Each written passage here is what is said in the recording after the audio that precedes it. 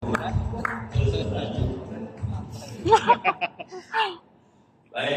terima kasih Andri atas kesempatannya. Selamat siang, Assalamualaikum warahmatullahi wabarakatuh. Waalaikumsalam. Saya nego tadi sama teman-teman. Boleh kalau sulit aja supaya kita bisa ngobrolnya lebih banyak ya. 15 menit. Jujur, fightnya berapa lama? Oke. Kita akan ngomong soal roadmap-nya, tapi lebih ke arah open source sama teknologi seperti apa. Ini ngomong jujur dulu ya. Roadmap ini sebetulnya awalnya jadi ada dua roadmap nih, roadmap versi Ono sama roadmap versi Om Biji. Jadi salahnya Anda baca yang Om Biji dulu. Oke. Si Ono baca Om Biji, oke. Cuman yang jadi masalah kalau saya sebagai orang lapangan, saya akan nyari tahapannya seperti apa. Terus strateginya seperti apa. Yang di Om Biji yang jelas-jelas kelihatan adalah nanti kalau ada AI, komisi ngerjain apa, keuangan ngerjain apa, sini ngerjain apa, itunya kelihatan. Tapi tahapannya nggak kelihatan. Roadmap yang ini saya buat untuk Timor Leste aslinya. Oke, jadi harus nanti mindset konteksnya dulu ya.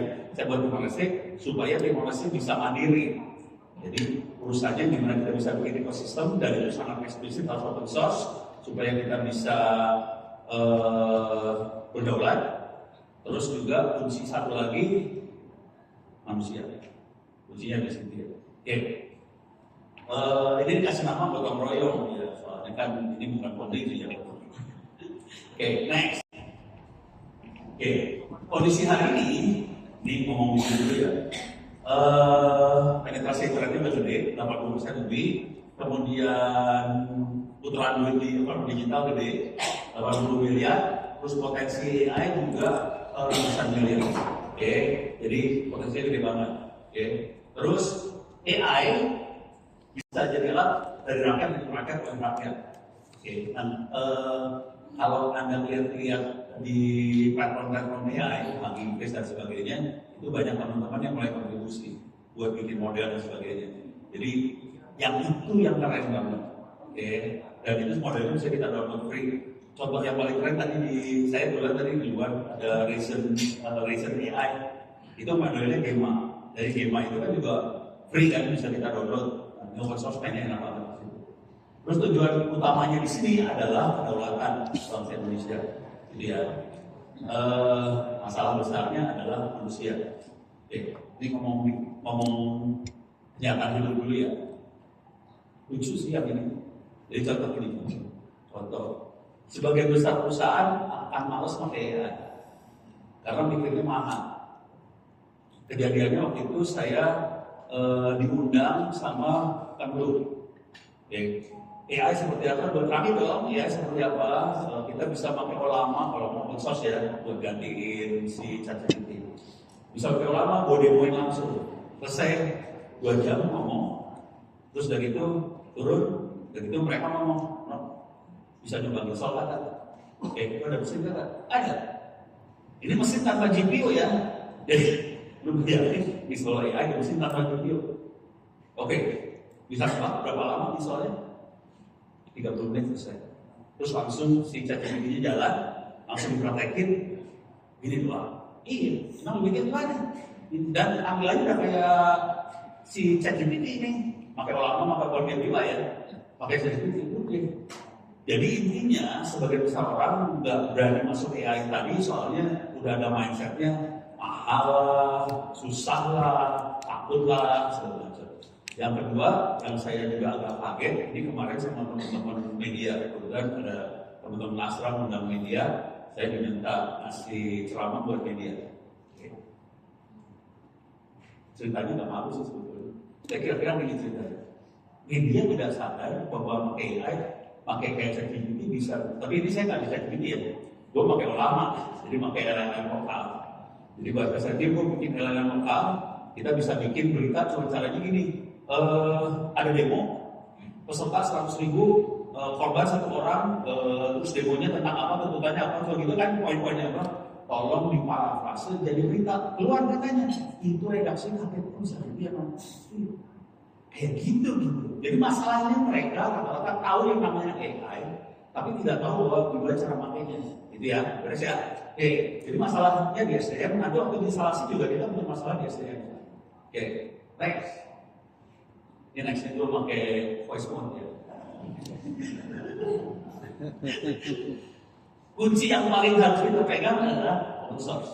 Oke, minta maaf dulu nih. Kalau kita pakai yang sebelah, itu proprietor yang sebelah. Itu masalah nih.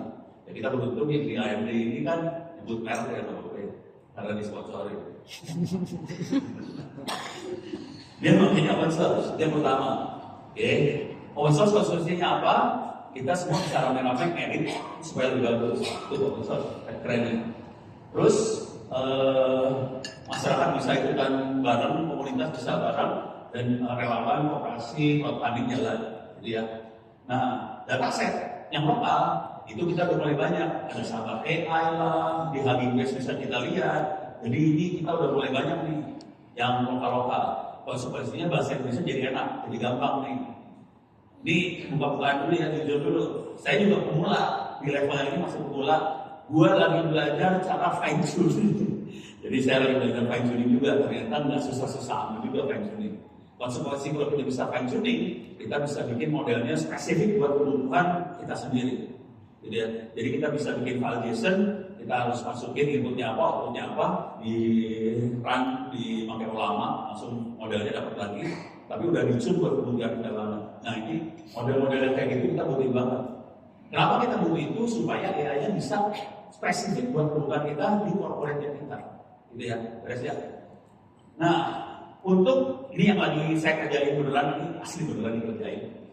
Kita lagi bikin solusi buat daerah 3T, pendidikan terutama.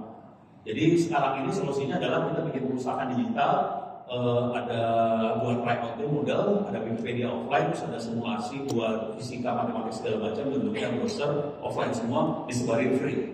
Nah kita lagi bikin supaya AI-nya juga masuk.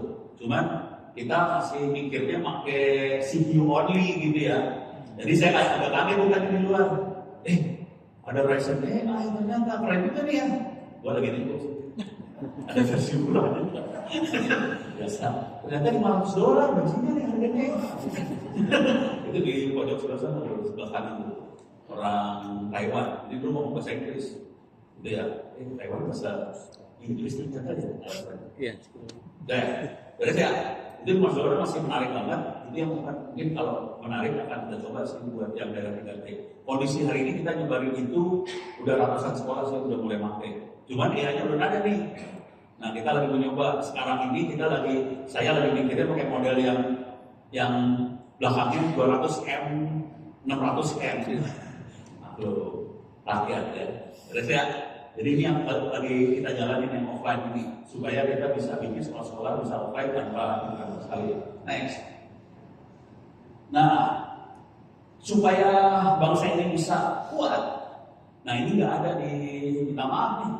Ini ada teman-teman dari Komdigi saya tahu. Di Komdigi bagian ininya kurang tajam sih. Ini usul aja sih.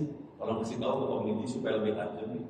Supaya jadi kuncinya di open source itu adalah manusia sih sebetulnya, bukan software yang software yang free. Nah, kita perlu literasi AI buat semua orang, baik itu guru, UMKM, petani apa segala macam. Hari ini tanggal 17 Agustus kemarin kita sudah melepasin buku AI buat SD, SMP, SMA.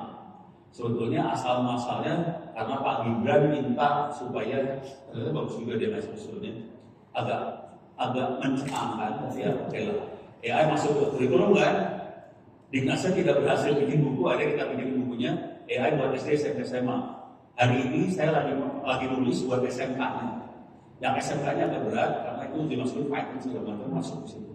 Kalau yang SD, SMP, SMA cuma pakai yang online aja ya, pakai Google Teachable Machine, pakai Orange segala macam jalan. Jadi bukunya sudah ada, sudah dilepas. Dan sekarang lagi diadopsi buat integrasi masuk dalam kurikulum. Nah, guru-guru itu pada minta, bisa nggak dikasih training? Oke, lu kalau mau training pakai webinar free, kita kasih. Jadi itu sedang berjalan yang menurut aku ya. Kurikulumnya terbuka berbasis open source, ya. Oke, kalau agak gila, silakan masuk ke opencourse.its.ac.id, free, bisa diakses. Kalau di tempat Anda ada diktat atau segala macam, itu boleh di copy. Tapi juga harus buka rahasia sedikit. Yang ikutan open course itu ada 37.000 orang. Oke. Bisa kebayang berapa dari 37 orang yang bisa lulus kuliah AI. Free, boleh dikerjain ujiannya berkali-kali, nggak masalah. Boleh copy paste ke Google, nggak masalah. Bisa nebak yang bisa lulus berapa orang?